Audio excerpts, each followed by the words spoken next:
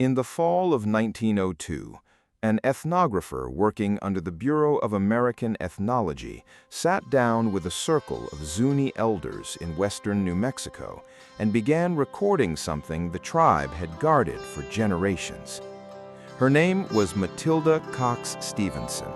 She was not a tourist collecting curiosities.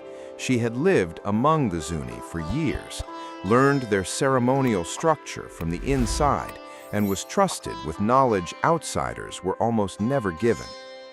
What she wrote down about a lake 60 miles south of Zuni Pueblo ended up filed in a federal ethnological report, printed at government expense and shelved in libraries most people have never opened.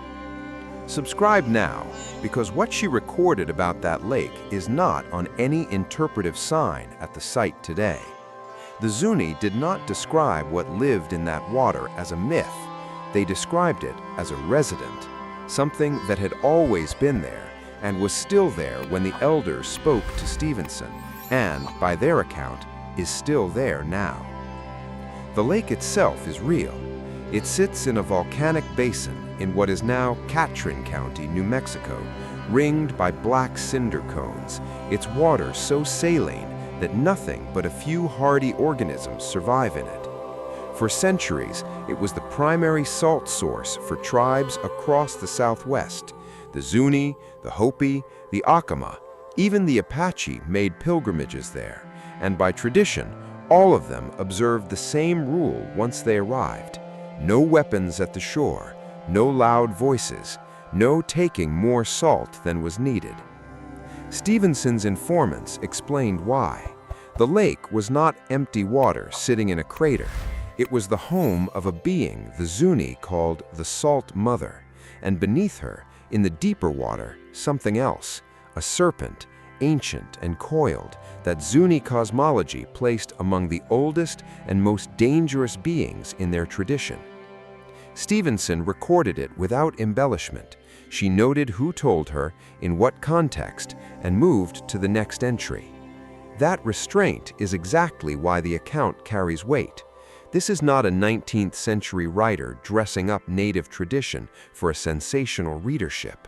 This is a federal ethnologist transcribing testimony that elders chose to share with her, knowing it would be written down.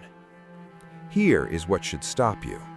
The rules around the lake were not vague superstitions. They were specific, consistent across tribes who otherwise had no reason to agree on anything, and they persisted for centuries after contact. No metal tools were to touch the salt beds, only wooden or bone implements, because metal was said to wake what slept beneath the surface. No one traveled to the lake in anger, because anger was said to carry down through the water. And most tellingly, no pilgrim was ever to look directly into the deep water at the center of the lake, because the deep water was where the serpent's coils were said to surface, briefly, when disturbed. Ordinary superstition attaches to caves, to dark forests, to places where people have died. This attaches to a wide-open, sunlit salt flat with visibility for miles in every direction.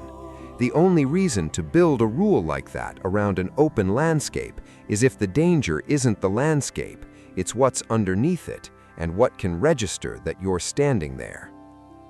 The specific account Stevenson recorded that made her Zuni informants lower their voices concerned a raiding party.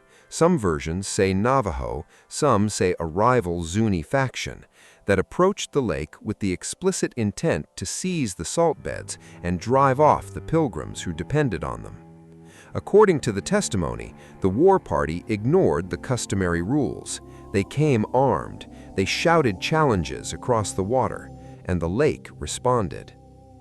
The account describes the surface convulsing without wind and something vast moving beneath it toward the shore. The raiders broke and fled before a single arrow was loosed. When later travelers returned to salvage what the raiders had abandoned, they found deep gouges cut into the volcanic rock at the shoreline, grooves that no tool of the era could explain, and that some Zuni maintained were still visible into the 20th century. Stevenson wrote it down exactly as it was given to her. No naturalistic gloss, no editorial hedge. She recorded the community it came from and moved on to document the pilgrimage rites themselves. Stevenson's fieldwork happened during a period when Smithsonian-affiliated survey teams were combing the same region for mineral deposits, and when her broader research into Zuni religious life increasingly put her at odds with missionary and federal assimilation policy, which treated traditional Zuni ceremonialism as an obstacle to be phased out rather than a subject to be preserved. Access to certain ceremonial informants tightened in the years after her most detailed fieldwork. She died in 1915, and a substantial portion of her collected material was never fully published in her lifetime, filed instead into the same federal archive system that was, in that era, quietly losing track of inconvenient findings from across the Southwest.